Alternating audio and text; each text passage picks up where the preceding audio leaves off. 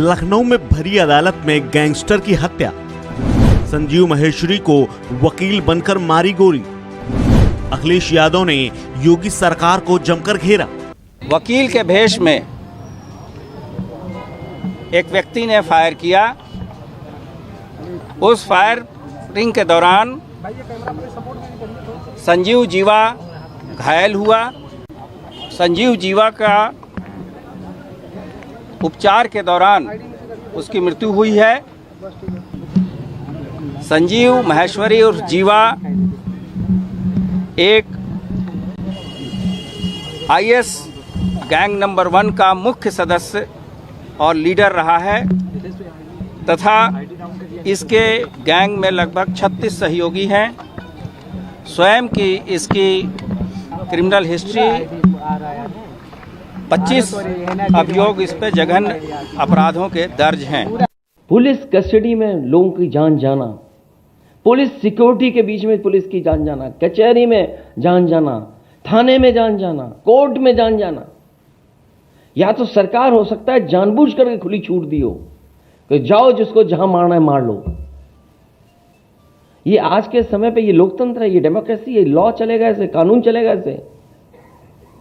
सवाल ये नहीं है कि कौन मर रहा है, सवाल ये है कि किस स्थान पे मारा जा रहा है। जो सबसे ज्यादा सिक्योरिटी एरिया है वहां मारा जा रहा है।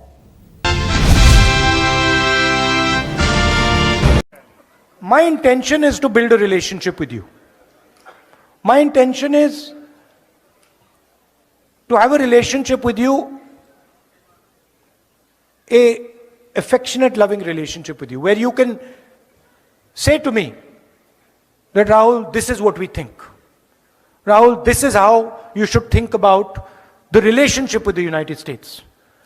This is what is important. This is what we need to focus on. I'm not interested so much in telling you what I believe. I don't want to do Man Ki Baat over here.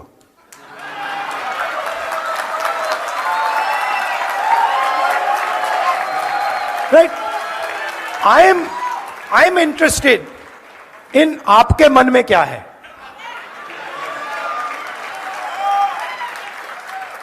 I'm interested not in looking at the rear view mirror, but looking in front and saying, brothers and sisters, how do we move forward effectively? And how as a country do we spread affection, love and affection? How are we kind to people?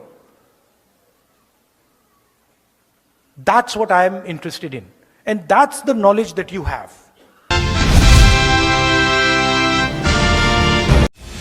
Haryana में सूरजमुखी की MSP पर खरीद की मांग को लेकर हंगामा शुरू हो गया है। कुरुक्षेत्र के शाहाबाद में किसान नेता राकेश टिकैत ने बुधवार को ऐलान किया कि एमएसपी के लिए दिल्ली में एक बड़ा आंदोलन करना होगा। ये पहली बार है कि एमएसपी को लेकर किसानों पर लाठीचार्ज हुआ हो। दरअसल बीते दिन यानी मंगलवार को किसानों ने एमएसपी पर खरीद की मांग को लेकर हंगामा किया। इस पर पुलिस ने लाठीचार्ज कर किसानों को खदेड़ा। इसके विरोध में बुधवार को रोहतक में पुलिस से किसानों की भिड़ंत हो गई। इस दौरान कुछ किसानों को हिरासत में भी लिया गया। ऐसे में किसानों ने एकजुट होकर हिसार, सिरसा, रोहतक, करनाल, अंबाला और कुरुक्षेत्र समेत कई जिलों में टोल प्लाजा पर धावा बोल दिया। साथ ही चेतावनी दी कि अगर किसानों को रिहा नहीं किया गया तो राज्य की सड़कें जाम कर देंगे।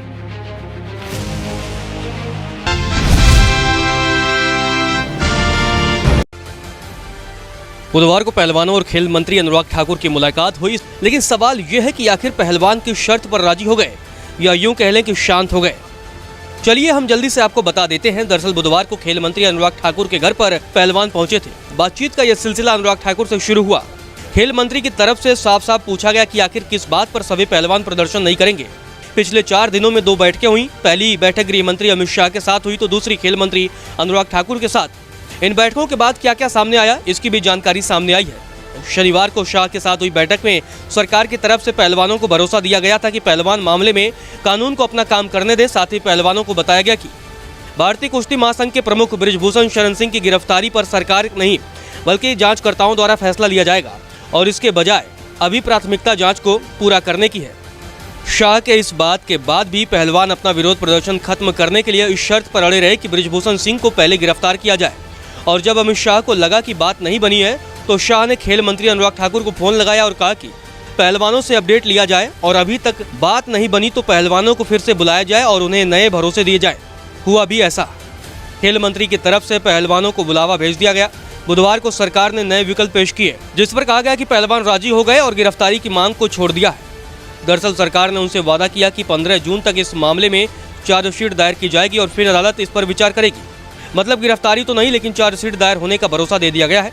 जानकारी के मुताबिक पहलवानों से कहा गया है कि 15 जून तक चार्जशीट दाखिल होने दें, फिर अदालत इस पर विचार करेगी और आगे के कदम तय करेगी। इसके बाद अदालत के सामने अपनी सभी बातें रख सकते हैं। इसके साथ ही सरकार ने 30 जून तक रेसलिंग फेडरेशन ऑफ इंडिया का चुनाव कराने और इस चुनाव प्रक्रिया में बृजभूषण सिंह के परिवार के सदस्यों या करीबी सहयोगियों को शामिल होने की अनुमति नहीं देने की मांग को भी मान लिया है, जिसके बाद कहीं जाकर पहलवान शांत हुए हैं और अब 15 जून का इंतजार है। तब तक पहलवान शांत रहेंगे।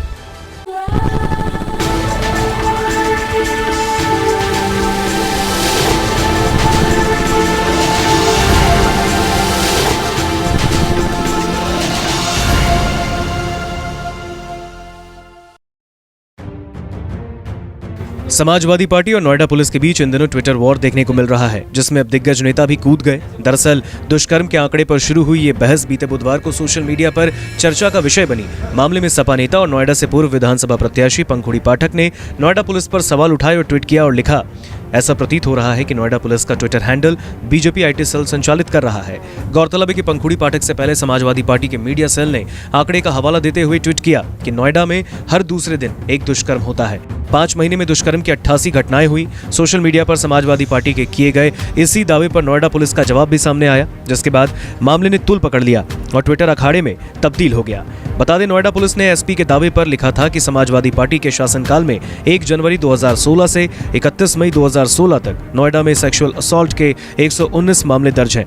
क्या इस पर गौर फरमाएंगे? इतना ही नहीं, नोएडा पुलिस ने अपने एक ट्वीट में यह भी कहा था कि इस साल 5 महीने में दुष्कर्म के 46 मुकदमे दर्ज हुए। इसमें 16 मामले लिव इन रिलेशन के थे। दहेज उत्पीड़न में दुष्कर्म के 9 मुकदमे, कोर्ट के आदेश पर 8 केस दर्ज हुए। 46 में से 28 मामलों में चार्जशीट दाखिल की जा चुकी है। 2 मामलों में अंतिम रिपोर्ट प्रेषित की गई है। नोएडा पुलिस के इस जवाब को सोशल मीडिया पर आचार संहिता का खुला उल्लंघन बताया जा रहा है, जिसको लेकर विवाद काफी बढ़ गया। हालांकि विवाद बढ़ता देख नोएडा पुलिस ने अपना ट्वीट डिलीट कर दिया, लेकिन समाजवादी पार्टी की ओर से इस ट्वीट का स्क्रीनशॉट लेकर हमला जारी है। फिलहाल एसपी और नोएडा पुलिस के आमने सामने आने से सियासत गरमाई है। ऐसे में नोएडा पुलिस इस मामले में क्या सफाई पेश करेगी, ये देखना होगा।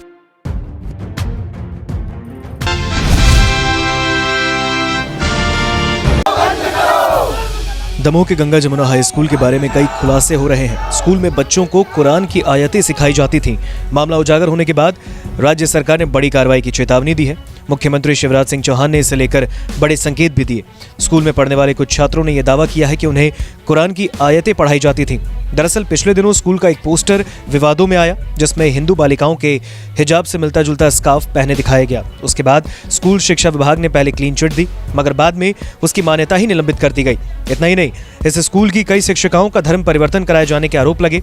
इन शिक्षिकाओं ने सामने आकर विद्यालय में पढ़ाने आने से पहले ही धर्म परिवर्तन की बात भी स्वीकारी। अब इस मामले में प्रदेश के मुखिया शिवराज सिंह चौहान ने क्या कहा है, वो सुनिए। दमोह की घटना में तो अब हमारे पास रिपोर्ट आ रही है, मुझे बता दिया गया है। 2 बेटियों ने बयान दिए, बाध्य किया गया है उनको। ये बहुत गंभीर मामला है और जैसा गृह मंत्री नरोत्तम मिश्रा जी ने बताया पहले ही, हम एफआईआर कर रहे हैं, कठोरतम कार्रवाई होगी। भोले भाले मासूम बच्चे जिनमें समझ ही नहीं, पढ़ाई के नाम पे बुला के अगर इस ढंग का प्रयत्न किया जाता है तो हम किसी कीमत पर बर्दाश्त नहीं करेंगे। वहीं इस मामले में गृह मंत्री नरोत्तम मिश्रा का भी कहना है कि इस तरह की मानसिकता रखने वालों को मध्य प्रदेश में पूरी तरह नेस्तनाबूद कर दिया जाएगा। स्कूल में भारत के नक्शे से छेड़छाड़ का जो मामला सामने आया, उसको लेकर जांच के आदेश दिए गए।